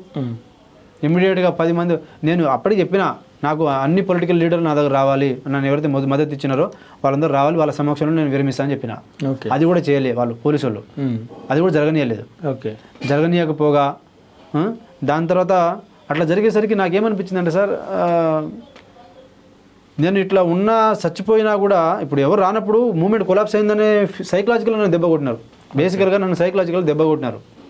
దెబ్బ కొట్టేసరికి ఎవరు రావట్లేదు, మరి నేను ఇట్లా చచ్చిపోయినా ఏం ఉపయోగం, ఇలా కాదు అని చెప్పేసి ఎట్లాగో అప్పటి వరకు నాకు వచ్చినటువంటి లీడర్లు అందరూ ఏం చెప్పినారంటే, బయటకు రా, మనం అందరం కలిసి కొట్లాడదామంటే, సరే మనం వీళ్ళందరితో కలిసి మనం ఏదైనా ప్రయత్నం చేద్దాం బయట అని చెప్పేసి నా ఆరోగ్యాన్ని కాపాడుకుంటూ నేను బయట వచ్చి మూమెంట్ చేయడం కోసమే నేను విరమించిన. ఓకే, కానీ ఈడ తలెత్తిన ప్రశ్నలు ఏంది మీ దగ్గర వచ్చినాయి రాలేవో? గ్రూప్ 1 ఒక ఎగ్జామ్, గ్రూప్ 1 పోస్ట్ ఇచ్చి నీకు ఆ ₹1 కోటి ఇస్తా అని చెప్పేసి ఆఫర్ చేసిన రేవంత్ రెడ్డి సార్. నేను ఒకవేళ అవి నిజంగా అవే తీసుకుంటే నేను మళ్ళీ మూమెంట్ చేస్తాను సార్.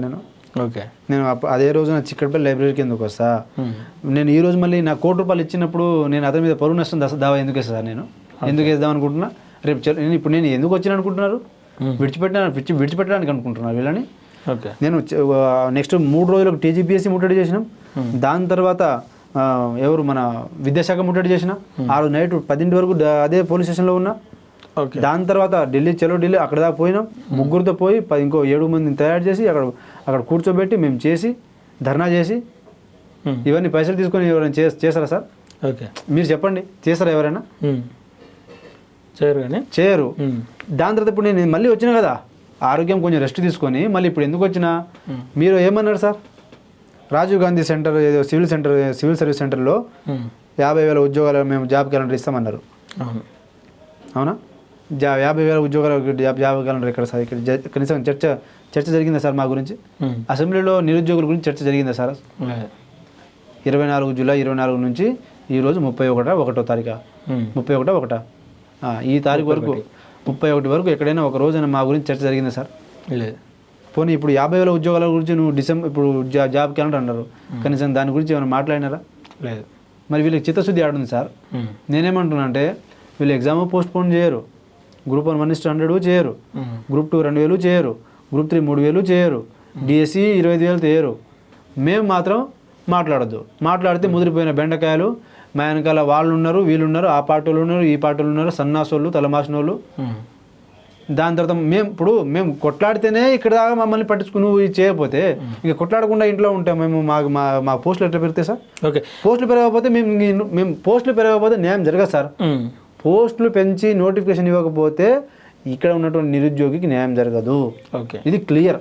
ఓకే, రేవంత్ రెడ్డి మనుషులు కొంతమంది మీ ఇంటికి వెళ్ళి మీ అమ్మను మీ అన్నను బెదిరించారంట, వాస్తవమేనా సార్?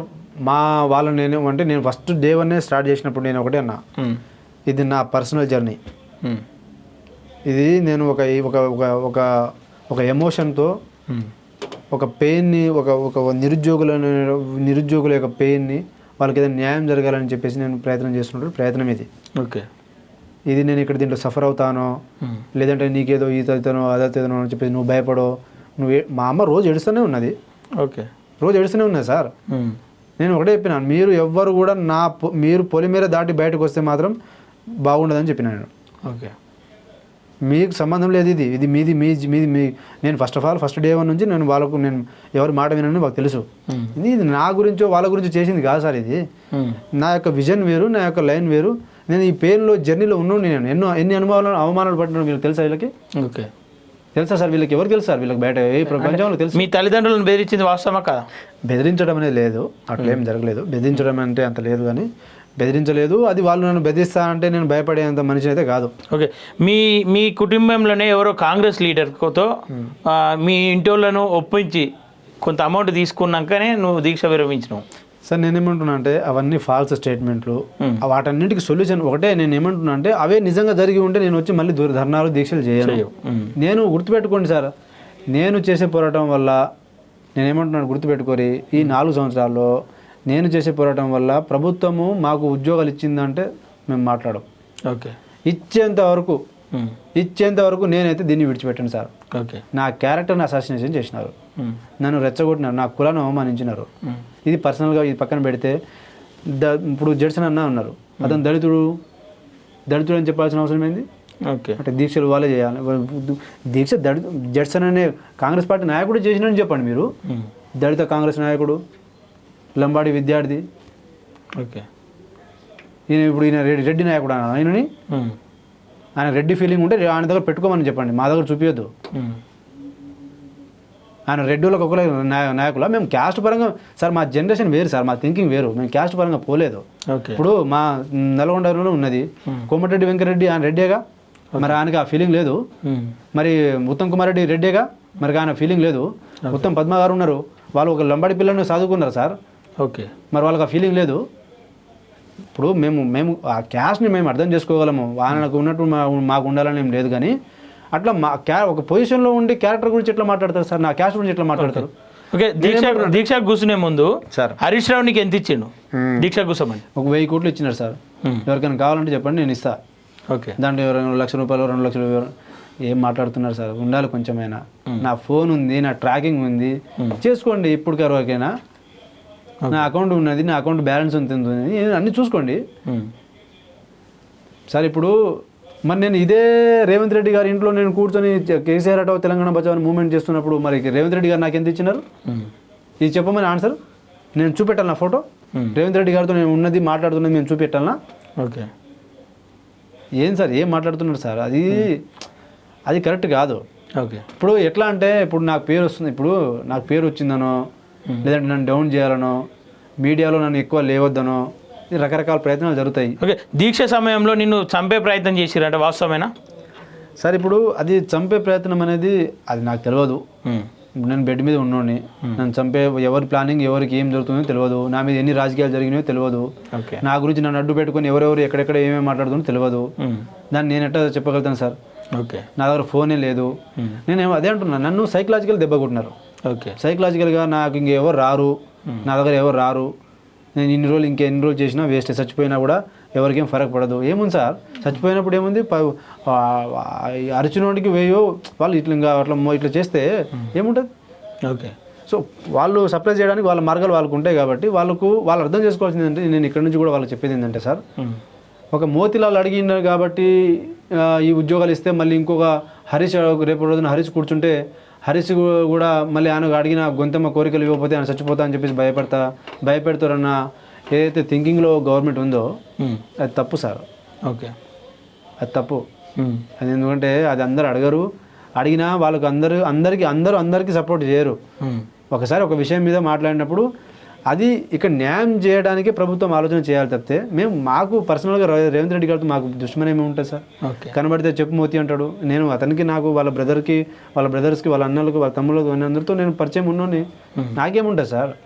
నిరుద్యోగులు న్యాయం జరగాలన్న ప్లాట్ఫామ్లో వాళ్ళు నాకు పరిచయం అయినారు, నేను అక్కడ పనిచేసిన నా లైన్ నేను చేసుకుంటూ వచ్చిన.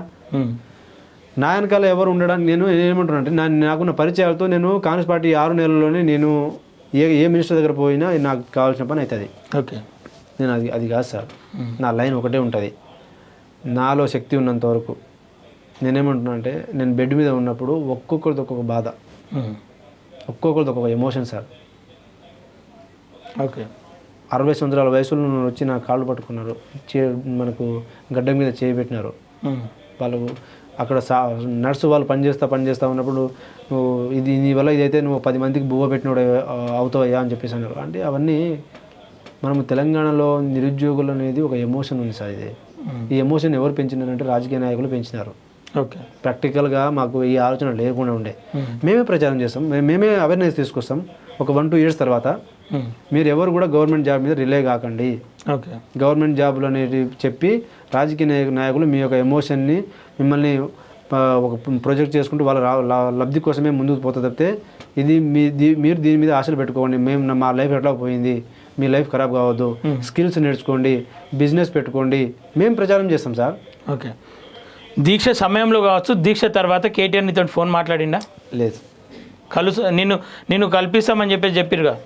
లేదు సార్, అది నేను ఎక్కడ కలిసిన సార్, నాకు అక్కడ అసలు నేను ఎవరిని కలిసిన సార్, నేను కేసీఆర్ దగ్గరికి నేను తీసుకుపోతాము. కానీ నేనైతే నాకు మద్దతు ఇచ్చిన ప్రతి ఒక్క పార్టీ నాయకులకు కలవాల్సిన బాధ్యత నాది ఉంది.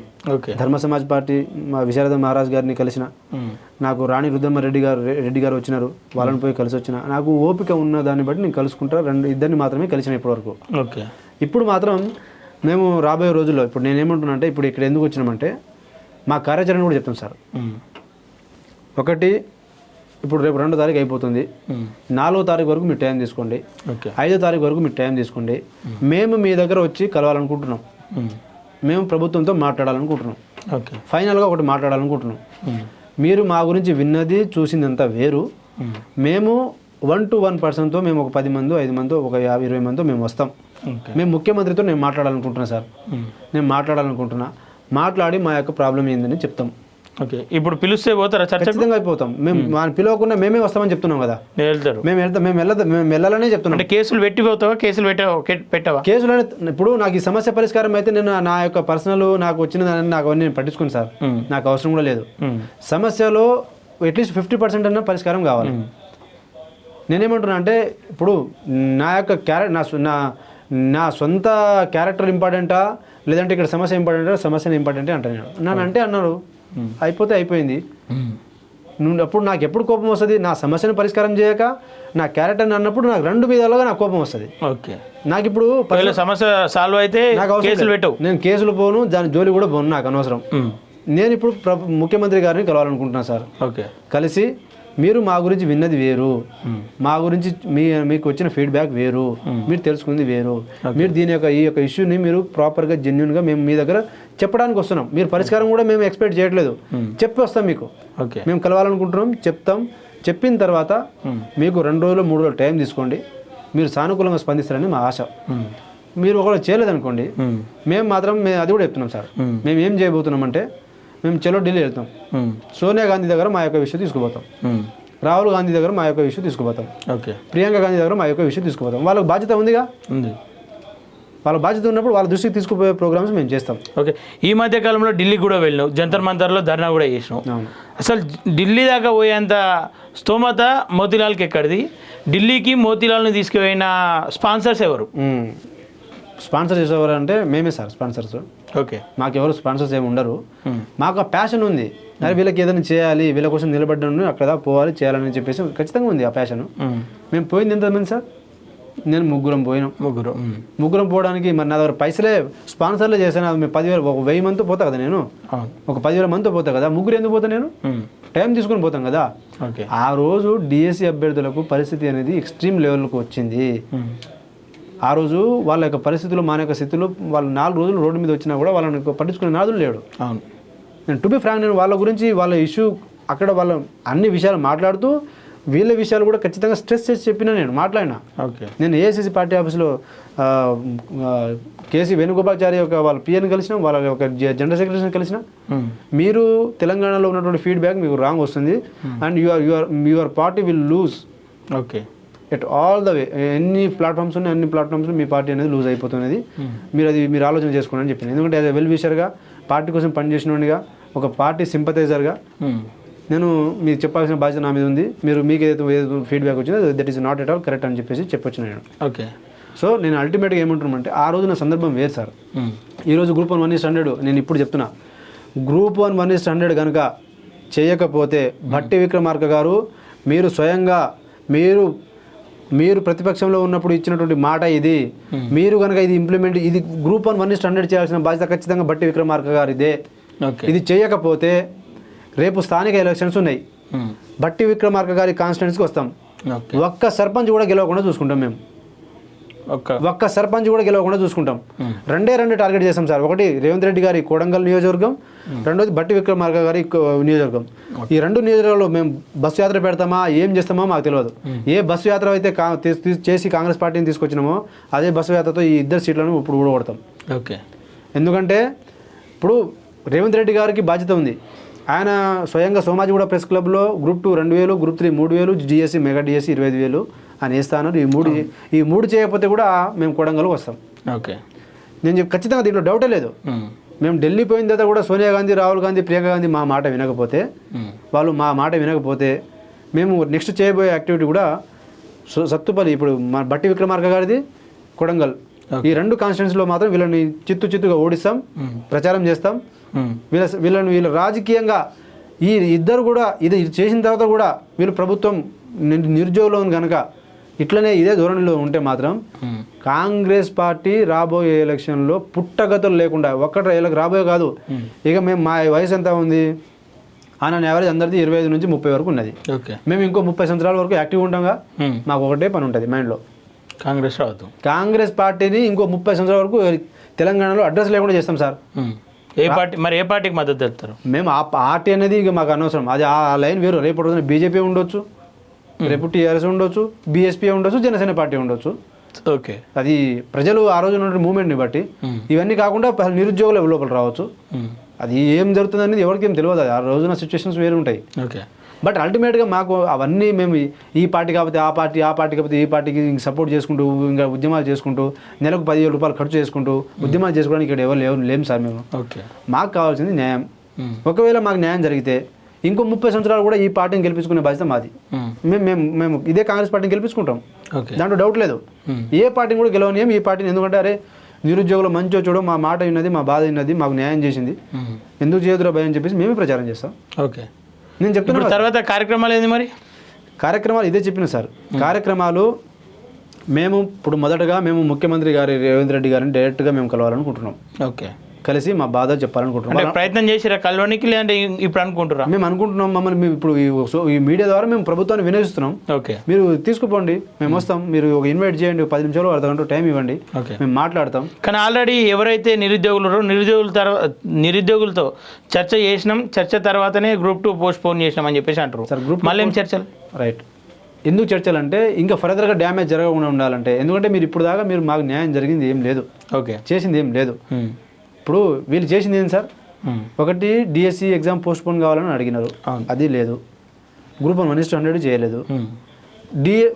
గ్రూప్ 2 ఒకటి పోస్ట్ పోన్ చేసినారు. దానివల్ల పోస్ట్ పోన్ చేయడం ఓకే, కానీ పోస్ట్ పోన్ చేయడం తర్వాత ఇప్పుడు గ్రూప్ 2 ఎన్నిసార్లు పోస్ట్ పోన్ అయింది? పోస్టులు పెరిగి పోస్ట్ పోన్ అయితే కదా న్యాయం జరిగింది. ఓకే. అసలు ఏం న్యాయం చేసినారని చెప్పేసి మేము సైలెంట్గా ఉండాలి సార్. పోనీ అది అయిందా? అది అయిన తర్వాత డిఎస్ ఎగ్జామ్ అయిపోయిన తర్వాత గ్రూప్ 2 పోస్ట్ పోన్ చేసినారా? అయిపోయిన తర్వాత మరి ఇదే జాబ్ క్యాలెండర్ అనేది ఇదే అసెంబ్లీ సాక్షిగా చేస్తా అని చెప్పినారుగా. చేస్తాం, సమయం కావాలంటారు. అసెంబ్లీలోనే పెడతా అన్నారు కదా సార్ జాబ్ క్యాలెండరు. కానీ అన్ని సర్దుబాట్లు ఉన్నాయి. ఇంకా అసెంబ్లీలో జాబ్ క్యాలెండర్ 50,000 జాబ్ క్యాలెండర్తో 50,000 పోస్టులతో జాబ్ క్యాలెండర్ అసెంబ్లీలో పెడతామన్నారు. ఇది ఎవరన్నారు? రేవంత్ రెడ్డి గారు అన్నారు. మరి ఇంకా మేము చేస్తామని అనలేగా. ఈ అసెంబ్లీ సెషన్లోనే 50,000 ఉద్యోగాలతో జాబ్ క్యాలెండర్ రిలీజ్ చేస్తామన్నారు. ఓకే. జరిగిందా సార్? అది లేదు. మరి జరగనప్పుడు మేము ఏం చేయాలి? మేము రోడ్ల మీద రావడానికి కారణం వాళ్ళే. ఓకే.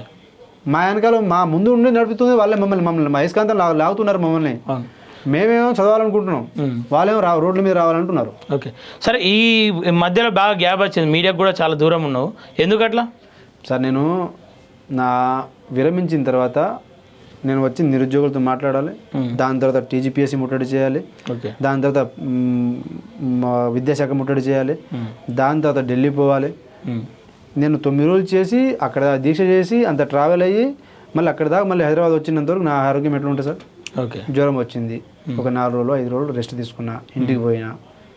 మళ్ళీ మేము కూడా ప్రభుత్వానికి మనం చిల్లర రాజకీయాలు చేయొద్దు, ఒక బాధ్యతగా ఉండాలి, బ్యాలెన్స్గా ఉండాలి, మెచ్యూర్గా ఉండాలి అని చెప్పేసి మేము జాబ్ క్యాలెండర్ ఇస్తారా లేదా, ఇక్కడ ఉన్నటువంటి మూమెంట్ ఏముంది, మేము వెయిట్ చేసినాం. ఓకే ఈ అసెంబ్లీ సెషన్ అయ్యేంత వరకు వెయిట్ చేసినాం. అయిపోవడానికి వచ్చింది. ఓకే అంటే ఈ మీ నిరుద్యోగులలో కూడా అనేక గ్రూపులు ఉన్నాయని చెప్పేసి అంటారు. ఒకళ్ళు ఆ బ్యాచ్, ఒకళ్ళు ఈ బ్యాచ్, వాళ్ళు చెప్తే రోడ్ మీదకి ఎక్కేటోళ్ళు కొంతమంది, వీళ్ళు చెప్తే రోడ్ మీదకి ఎక్కేటోళ్ళు. సార్ నేను అల్టిమేట్గా ఇప్పుడు కొందరు రాసిన డిఎస్సి క్యాన్సిల్ కావాలని చెప్పేసి కోర్టులు వేస్తున్నారు, కొందరు గ్రూప్ 1 100 జరగాలని చెప్పేసి జీవో నెంబర్ 29 ఉంది. అది ఎంత అరాచకం సార్ అది. దాని మీద కేసులు వేస్తూ ఉన్నారు. అంటే కేసులు వేసినోళ్ళు ఎఫర్ట్ పెట్టేది నిరుద్యోగులు న్యాయం జరగడం కోసమే. ఓకే ప్రభుత్వంతో చర్చించి మాట్లాడి ఏదైనా సానుకూలంగా కాదు సార్ మనం ఇది చేయాలి ఇది చేయకూడదు అని చెప్పేసి చెప్పేటోళ్ళు వాళ్ళు మా కోసం ప్రయత్నం చేసేటోళ్ళే. ఓకే నాలాగా పోరాటం చేసేటోళ్ళు వాళ్ళు నిరుద్యోగులు న్యాయం జరగడం కోసమే. ఓకే ఇట్లా రకరకాల మార్గాల్లో రకరకాల ప్రయత్నాలు జరుగుతున్నాయి. అల్టిమేట్గా నిరుద్యోగుల కోసం చేస్తున్నారు. అది ఎన్ని గ్రూపులు అయితే ఏముంది సార్. ఓకే అల్టిమేట్గా మేము నిరుద్యోగులకు చేస్తున్నాం. ఎవరి ఫెయిత్ వాళ్ళది, ఎవరి క్రెడిబిలిటీ వాళ్ళది. అల్టిమేట్గా మీరు జెన్యున్గా ఉన్నారా లేదా అని పాయింట్. అది లేకపోతే ఎన్నో రోజులు నడవదు. నన్ను అన్నారు ఫస్ట్ డే నేను విరమించినప్పుడు నన్ను అన్న ఏదైతే ఎలిగేషన్ ఉన్నదో నేను జంతర్ మంతర్ చేసి వచ్చిన తర్వాత అదే ఎలిగేషన్ ఉందని మీకు అనిపించిందా? లేదు.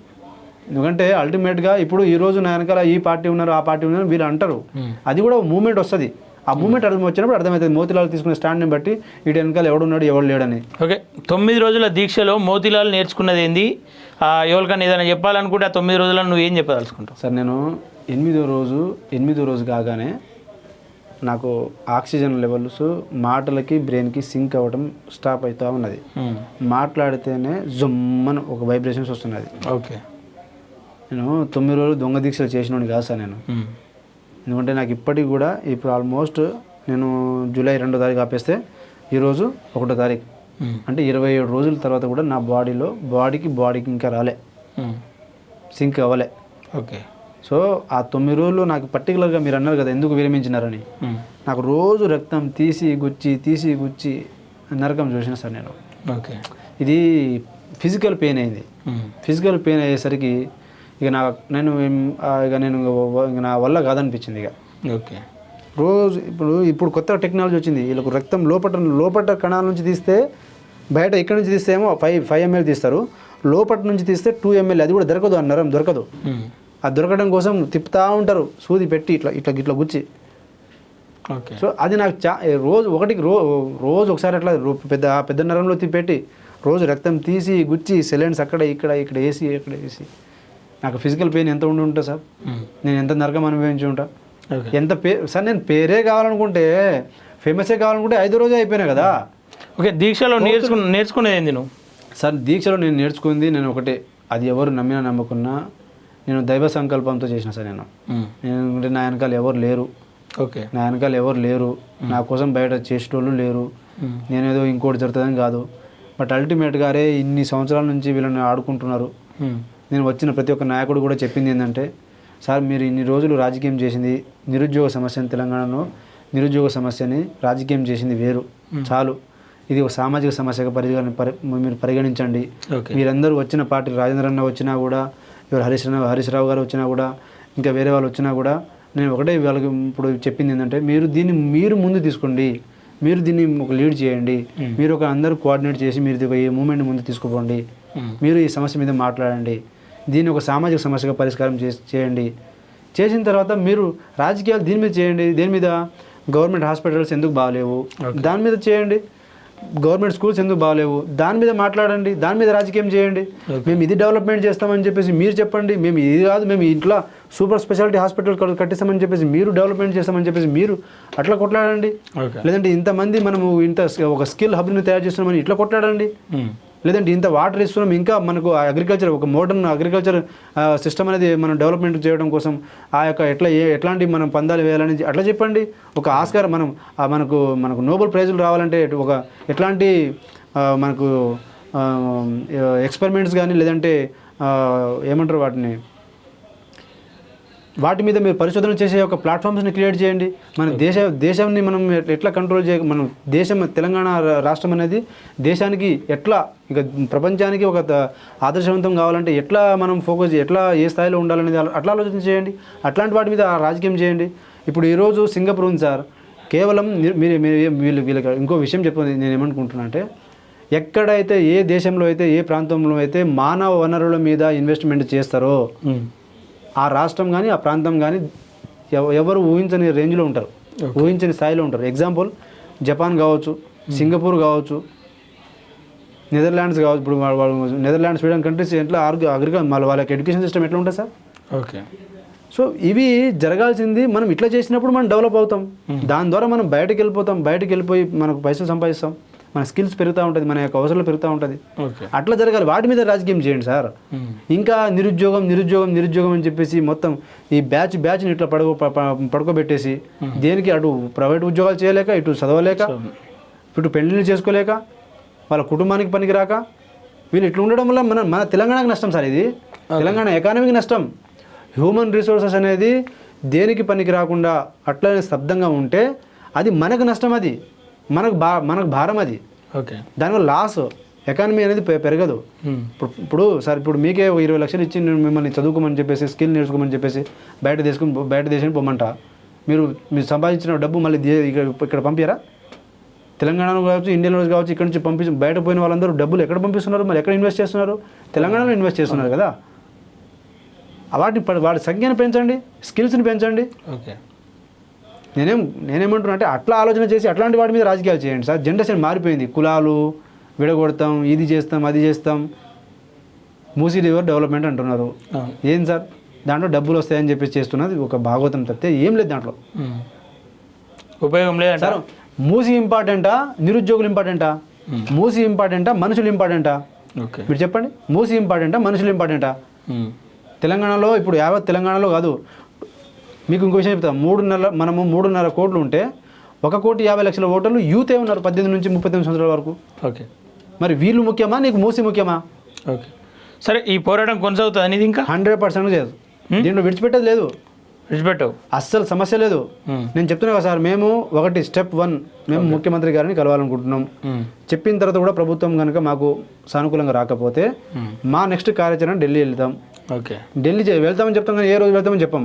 ఆల్రెడీ వెళ్ళిరా, అది వేరు. ఆ సందర్భం మళ్ళీ వెళ్తారు. మేము ఈసారి 10,000 మందితో పోతాం సార్. ఓకే. ఆ రోజు 10 మందితో పోతాం, ఈ రోజు 10,000 మందితో పోతాం. కానీ పోయే ముందు, ఆ డ్యామేజ్ చేసే ముందు మేము మిమ్మల్ని కలవాలనుకుంటున్నాం. ఓకే. చర్చించిన తర్వాత చర్చలు విఫలమైతే అక్కడ పోతాం. అక్కడ కూడా విఫలమైతే మీ నియోజకవర్గాలకు వస్తాం, మిమ్మల్ని రాజకీయంగా సమాధి చేస్తాం. ఓకే. ఎందుకంటే మేము రాజకీయంగానే, పర్సనల్గా కాదు. మీరు మాకు న్యాయం చేయండి, మేమే నిలబడతాం.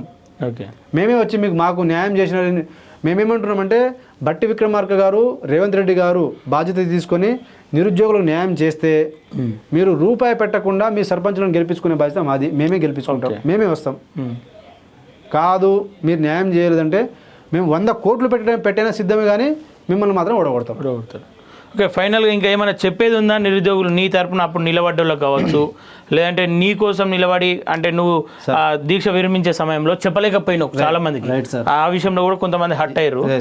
ఏం చెప్పదలుచుకుంటే చెప్పేసుకో సార్. నేను ఈ యొక్క వేదిక ద్వారా నేను బెడ్ మీద 1% కష్టపడితే బయట మీడియా వాళ్ళు కావచ్చు, నిరుద్యోగులు కావచ్చు, గ్రూప్ 2, గ్రూప్ 3 అభ్యర్థులు ఫస్ట్ వాళ్ళ మూమెంట్ తీసుకొచ్చింది వాళ్ళు. వాస్తవంగా నేను వాళ్ళని ఎప్పుడు కూడా నేను అండర్మైన్ చేయను. వాళ్ళు అశోక్ నగర్ నుంచి బ్యాచ్లు వచ్చి నా కోసం నిలబడ్డారు. వాళ్ళకి నేను ఎప్పటికి కూడా అంటే నేనేమంటున్నా అంటే సార్, ఖచ్చితంగా నేను వాళ్ళకు కృతజ్ఞత తెలుపుతున్నా. ఆ కృతజ్ఞత భావం అనేది నాకు ఉంటుంది, అది నేను మర్చిపోను. అంటే ఇక్కడ మోతిలాల్ని ఎలివేషన్ చేయడం గురించి కాదు సార్, నేను ఒక సమస్యను ముందు తీసుకుపోయినా. ఈ సమస్యలో నేను పోషించిన పాత్ర 0.01%. రాజకీయ నాయకులు, మద్దతు ఇచ్చిన రాజకీయ నాయకులు ఆ రోజు వాళ్ళు వచ్చి ఉండకపోతే ఈ ఇష్యూ అక్కడ పోయేది కాదుగా, జనాల్లో పోయేది కాదుగా. ఫస్ట్ మీ యూట్యూబ్ ఛానల్స్ దీన్ని మీరు ప్రజల్లో తీసుకోకపోతే చర్చ అనేది జరిగేది కాదుగా. దాని తర్వాత గాంధీ హాస్పిటల్ వచ్చేటోళ్ళే కాదుగా. దాని తర్వాత నిరుద్యోగులు తెలిసేది కాదుగా. నిరుద్యోగులు వచ్చిన తర్వాత రాజకీయ నాయకులు వచ్చేటోళ్ళే కాదుగా. ఇక్కడ నేను మొదటగా యూట్యూబ్ ఛానల్స్ వాళ్ళందరికీ నేను కృతజ్ఞత తెలుపుకుంటూ ఓకే. దీంట్లో ఈ యొక్క పోరాటంలో భాగస్వాములైనటువంటి యూట్యూబ్ ఛానల్స్కి, దాని తర్వాత పేపర్లకి, దాని తర్వాత నిరుద్యోగులకి, దాని తర్వాత ఇంటెలెక్చువల్స్కి, దాని తర్వాత మేధావి వర్గాలకి, ఆ రోజు జడ్సన్ అన్న గారు ఫస్ట్ డే వచ్చినారు, సపోర్ట్ చేసినారు, అశోక్ గారు సపోర్ట్ చేసినారు. నేను అందరినీ వాళ్ళందరి కంట్రిబ్యూషన్ ఉంది. నేను చెప్తున్నా కదా, నేను 0.01% మాత్రమే పోషించిన. ఓకే. బయట అక్కడ దాని తర్వాత మన రాజకీయ నాయకులు వచ్చినారు, హరీష్ రావు గారు కావచ్చు, మన ఈటెల రాజేందర్ గారు కావచ్చు, ప్రవీణ్ కుమార్ సార్ కావచ్చు, మన రాణి రుద్రమరెడ్డి గారు కావచ్చు, డిఎస్పీ పార్టీ విద్యార్థి విభాగం కావచ్చు, జనసేన పార్టీ విద్యార్థి విభాగం కావచ్చు, బీఎస్పీ పార్టీ వాళ్ళు కావచ్చు, ఇట్లా అందరూ రకరకాల పార్టీ వాళ్ళు, రకరకాల అందరూ తెలంగాణ సమాజం మొత్తం ఏకమయ్యి నిరుద్యోగులు వెనక నిలబడినటువంటి వాళ్ళు తెలంగాణ సమాజానికి నేను కృతజ్ఞత తెలుపుకుంటున్నా. వాళ్ళు చేసింది ఇది, నేను చేసింది కాదు. నేను ఏం పాత్ర పోషించలేదు. దీనివల్ల ఈ ప్రాసెస్లో ఎవరైనా హర్ట్ అయి ఉంటే నన్ను క్షమించండి, పెద్ద మనిషి చేసుకోండి. నా ఏజ్, నా యొక్క అనుభవం చాలా చిన్నది. నేను చిన్న ప్రయత్నం, ఒక సిన్సియర్ ఎఫర్ట్ చేసిన తప్పితే ఇంకోటి కాదు. మిమ్మల్ని ఏదో నేను అయిపోయినా అని చెప్పేసి ఫీలింగ్లో కాదు. మా ప్రతి ఒక్క పోరాటానికి మా యొక్క ఉస్మానియా యూనివర్సిటీ మీడియా ఏదైతే ఉన్నదో వాళ్ళు చాలా సపోర్ట్ చేసినారు. సాక్షి టీవీ కావచ్చు, నేను టీవీ కావచ్చు, TV9 కావచ్చు, వాళ్ళందరూ AB1 కావచ్చు, వీళ్ళందరూ మనకు జీ న్యూస్ కావచ్చు, వీళ్ళందరూ కూడా మమ్మల్ని సపోర్ట్ చేసినారు, నా యొక్క ఉద్యమానికి సపోర్ట్ చేసినారు. పర్టికులర్గా నా ఫ్రెండ్స్ నాకు అండగా నిలబడ్డారు.